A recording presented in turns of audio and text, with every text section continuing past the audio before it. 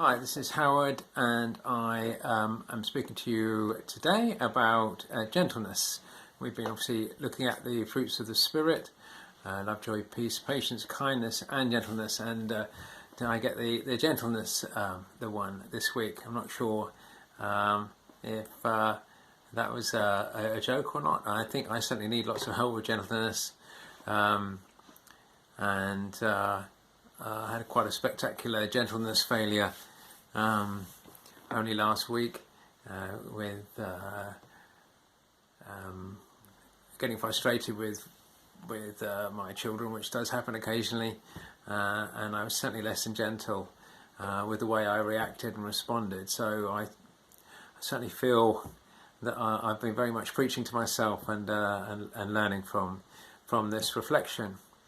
I think parenting certainly is one of those things, isn't it? That is one of those, the children tend to find where your buttons are and like to press them. So it's certainly a way. It's a kind of a crash course in learning patience and hopefully gentleness. Not something I'm very good at yet, but I'm trying. So certainly now, also I think it's a time. I've also experienced recently unfortunate division, even within families, close family, people, relations who have disagreed with me, and friends who've disagreed over various things, and I've tried to discuss with them gently, and perhaps not gently enough, I don't know, but these are fractious times, and so it's a situation where we all need to learn more gentleness, and I'm certainly one of those people. So I wanted to just say kind of three reflections about gentleness this week. I want to say, firstly, that gentleness is a gift. It's a gift of the Spirit. So also, gentleness is not weakness. We often perceive gentleness to be, kind of weak, but gentleness is actually strength under control. And gentleness is also very attractive. It's attractive. It's an attractive trait. If we're going to be attractive to people and relate to each other in an attractive manner, we need to learn gentleness. It's good for relationships. It's good for getting on with people. So I wanted to read from, first of all, starting in Galatians with the fruits of the Spirit. Galatians 5, gentleness is a gift. And it says in Galatians 5 verse 2, but the fruit of the Spirit is love, joy, peace, forbearance, kindness, goodness, faithfulness, gentleness, and self-control. Against such there is no law. Those who belong to Jesus Christ have crucified the flesh with its passions and its desires. So it's making it clear there, it's gentleness itself.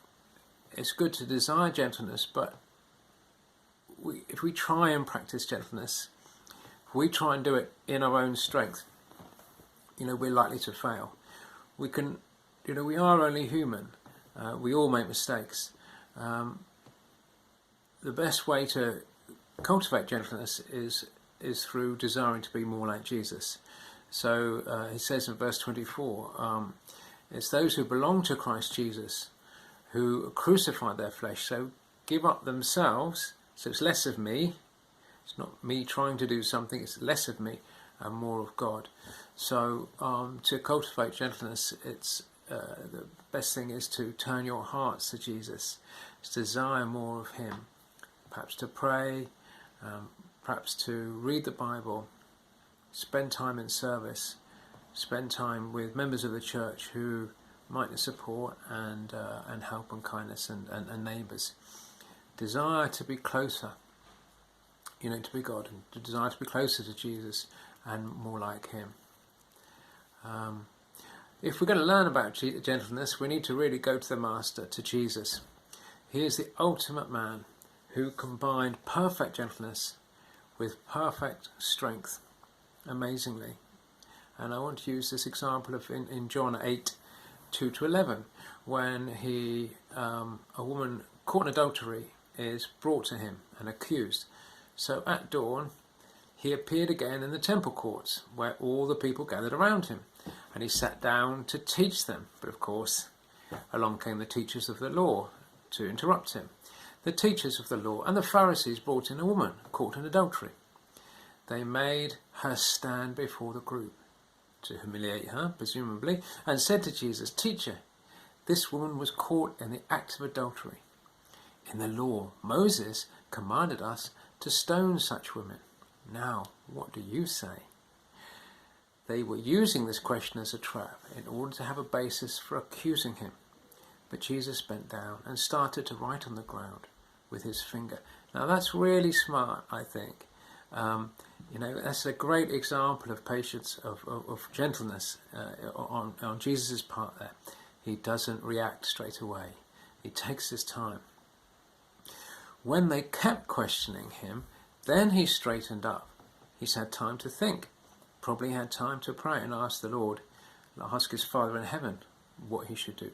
Let any one of you who's without sin, he says, be the first to throw a stone at her. Now that's just amazing wisdom.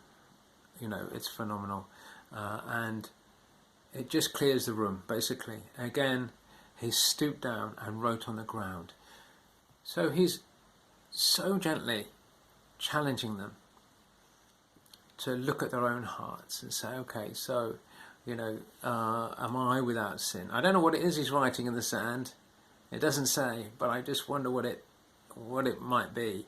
Maybe it's something about, about sin. And but anyway, it touches the heart of the accusers, and they, one by one, they walk away. So, as at this, those who heard began to go away one at a time, the older ones first, until only Jesus was left, with the woman still standing there. Jesus straightened up and asked her, "Woman, where are they? Has no one condemned you?" "No one, sir," she said. So he said, "Then neither do I condemn you." Jesus declared, "Go now and leave your life of sin." That's really important. He doesn't let her off the hook.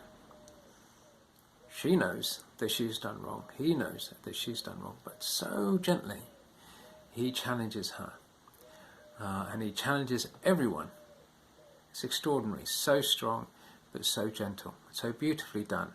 I mean, how could anybody not come into contact with that amazing grace and that amazing patience and kindness, and not be moved by that? I think it's so moving. So gentleness is strength under control. Jesus, in this situation, is under control so beautifully, and shows his strength. He's not going to back down. He's not going to walk away. He's not going to be put off. He's not going to just let her off. But he does it in such a gentle way, so patiently, so kindly. So Rick Warren says, I think it's a nice quote, "I never get my point across by being cross." So often we get wound up, don't we? And when someone disagrees with us, we want to disagree with them, we want to prove ourselves right, we want to quarrel with them, we want to fight. Jesus doesn't do that. It's not that he's weak. He certainly makes his point very strongly sometimes, especially with the Pharisees. He's very, very clear about that. But in this case, people come to accuse him, they badger him, they have a go at him, and he's still writing in the sand. He's patient with them. In Matthew 5, verse 5, in the Sermon on the Mount, Jesus says, "Blessed are the meek or gentle, for they will inherit the earth." The word gentle here sometimes, as I said, is translated as meek. But in English now, meek is basically the same as weak, and that's not correct. It's much more like, the Greek word is much more like a stallion that has been tamed. It's been broken in. So something of great strength. A wild stallion is just as strong as a tame stallion that can be ridden. They're both as strong. but one has chosen to be under control. So let's be tender, without surrender. It's actually weak to be prideful. It shows insecurity. It's actually weak to be gossip. It shows that we're afraid of our own, the things we've done wrong. And it's actually weak to be arrogant. It shows that somehow we need to prove that we're stronger than other people, better than other people. You don't have to be a pushover. Jesus will not back down. He didn't back down in this situation. And finally, gentleness, is attractive. It says, and this is, let me just get this. It's, I think, 1 Timothy 6, verse 11. But you, man of God, flee from all this and pursue righteousness, godliness, faith, love, endurance, and gentleness. Fight the good fight of faith. So in these difficult times, we need to find ways to be able to disagree with people well. We need to be able to evangelize. If we're going to evangelize with people outside the church, we're going to disagree with people all the time on fundamental issues. There's issues, that I hold so dear, that Jesus Christ is the Son of God, that he died for me, that many people I meet every day don't believe those things. And that's got to be fine. I've got to find a way to accept those people tenderly and kindly, and not disagree with them. To disagree, but in gentleness, in tenderness. Whether it's politics, whether it's Brexiteers and Remainers, whether it's atheists, my atheist friends I need to discuss with. Sometimes perhaps I discuss them too strongly, I don't know. Or Muslims, or people of other faiths, or people whose lifestyles we don't agree with. Jesus is a really fantastic example here. He is really clear about what is right and what is good and what leads to life and what doesn't. But he's gentle and he's tender about it, and he's kind to them, kind to people, and he's able to combine that somehow in a mystery way. I can't do it, but I'm trying, and I want to learn that. Great relationships are filled with people who can be tender and gentle, who can forgive, who are great forgivers. Good relationships have got people in them who are just really good at forgiving, who can forgive each other more. So let's make sure that in the church we're able to forgive each other if we hurt each other, if we aren't gentle, if we're too strong, if we get the balance wrong, or if we're hurtful in any other way. If we can't demonstrate forgiveness in church and gentleness, no one's going to be impressed when they come into the church, when they see Christians behaving.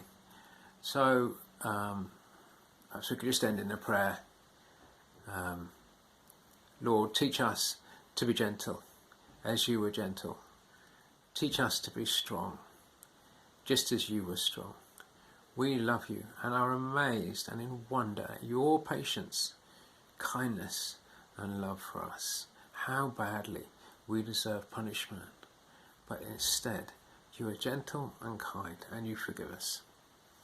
We just want to follow you more and more. Amen.